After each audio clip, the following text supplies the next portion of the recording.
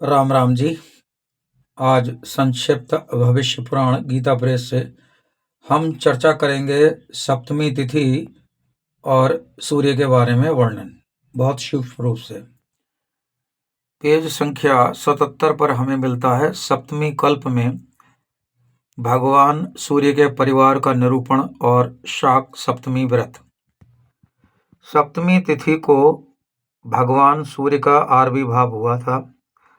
वे अंड के साथ उत्पन्न हुए और अंड में रहते हुए ही उन्होंने वृद्धि प्राप्त की। बहुत दिनों तक अंड में रहने के कारण ये मार्तंड के नाम से प्रसिद्ध हुए। जब ये अंड में स्थित थे तो दक्ष प्रजापति ने अपनी रूपवती कन्या रूपा को भार्या के रूप में इन्हें अर्पित किया। दक्ष की आज्ञा से विश्वकर्मा ने इनके शरीर का संस्कार किया, जिससे ये अतिशय तेजस्वी हो गए। अंड में स्थित रहते हुए यानी यमुना एवं यम नाम की 2 संतानें प्राप्त हुईं। यहाँ विशेष रूप से बताया गया कि सूर्य की पत्नी रूपा का दूसरा नाम संज्ञा है। अन्य पुराणों में संज्ञा को विश्वकर्मा की पुत्री भी कहा गया। तो सूर्य की पत्नी संज्ञा को सूर्य का तेज बर्दाश्त नहीं हुआ, उन्होंने अपनी छाया छोड़ दी वहां पर। तो भगवान सूर्य ने छाया को ही अपनी पत्नी समझा। कुछ समय बाद छाया से शनिश्चर और तप्ती नाम की 2 संतानें हुईं। तो सूर्य की कितनी संतानें हुई? 4। एक हुई यम और यमी, दूसरे हुए शनिश्चर और तप्ती। छाया अपनी संतान पर यमुना तथा यम से अधिक स्नेह करती थी। एक दिन यमुना और तप्ती में विवाद हो गया। पारस्परिक शाप से दोनों नदी हो गए। एक बार छाया ने यमुना के भाई यम को ताड़ित किया। इस पर यम ने क्रुद्ध होकर छाया को मारने के लिए पैर उठाया। छाया ने क्रुद्ध होकर शाप दे दिया, मूढ़, तूने मेरे ऊपर चरण उठाया है, इसलिए तुम्हारा प्राणियों का प्राण हिंसक रूपी ये बीभत्स कर्म तब तक रहेगा जब तक सूर्य और चंद्र रहेंगे। सूर्य को अपनी भार्या उत्तर कुरु में सप्तमी तिथि के दिन ही प्राप्त हुई। उन्हें दिव्य रूप सप्तमी तिथि को ही मिला। संतानें भी इसी तिथि को प्राप्त हुईं, अतः सप्तमी तिथि भगवान सूर्य को अतिशय प्रिय है। पंचमी तिथि को एक समय भोजन कर षष्ठी को उपवास करता है। सप्तमी को दिन में उपवास कर भक्ष्य भोज्यों के साथ विविध शाक पदार्थों को भगवान सूर्य के लिए अर्पण कर ब्राह्मणों को देता है। रात्रि में मौन होकर भोजन करता है। वो अनेक प्रकार के सुखों को भोग करता है और सर्वत्र विजय प्राप्त करता है। कार्तिक शुक्ला सप्तमी से इस व्रत को ग्रहण करना चाहिए।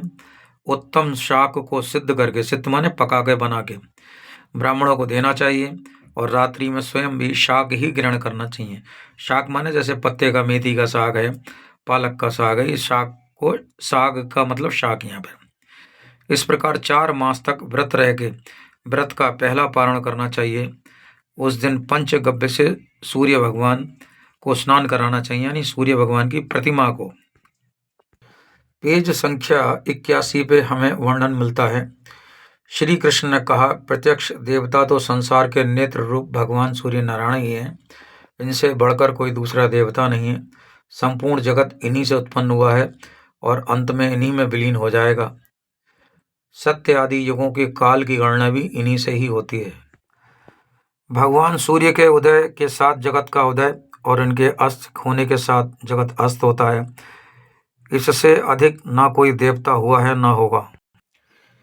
जो अपनी अंतरात्मा में ही मंडलस्थ भगवान सूर्य को अपनी बुद्धि द्वारा निश्चित कर लेता है, यानी भावना कर लेता है ऐसी, तथा ऐसा समझकर वो इनका ध्यान पूर्वक पूजन, हवन और जप करता है, वो सभी कामनाओं को प्राप्त कर लेता है और अंत में इनके लोक को प्राप्त होता है। इसलिए हे पुत्र, तुम इस संसार में सुख चाहते हो और मुक्ति और भुक्ति की इच्छा रखते हो, तो विधि पूर्वक प्रत्यक्ष देवता भगवान सूर्य की तन्मयता के साथ आराधना करो। इससे तुम्हें आध्यात्मिक, आधिदैविक और आदि भौतिक कोई भी दुख नहीं होंगे। जो भगवान सूर्य की शरण में जाते हैं उनको किसी प्रकार का भय प्राप्त नहीं होता। पेज संख्या 84 पे हमें वर्णन मिलता है, यदि कोई व्यक्ति भगवान सूर्य की मानसिक आराधना भी करता है तो वो समस्त आदि व्याधियों से रहित होकर सुखपूर्वक जीवन व्यतीत करता है। जिस प्रकार भगवान सूर्य को पूरा स्पर्श नहीं करता, उसी प्रकार मानसिक पूजा करने वाले साधक को किसी भी प्रकार की आपत्तियां स्पर्श नहीं करती। पेज संख्या 89 यानी 89 पर हमें वर्णन मिलता है। पंचमी को एक बार भोजन करें, यानी सुबह भोजन कर लो, शाम को नहीं करो, या 3-4 बजे भोजन कर लो। षष्ठी को रात्रि के समय ही भोजन करें और सप्तमी को उपवास कर हवन करें, ब्राह्मण आदि को भोजन कराए। इस तरीके से ये व्रत करें। तो इस प्रकार हमने बहुत ही सूक्ष्म रूप से सप्तमी तिथि और सूर्य के बारे में जाना संक्षिप्त भविष्य पुराण गीता प्रेस से। मैं पंडित राकेश पांडे, बरेली। हरिओम।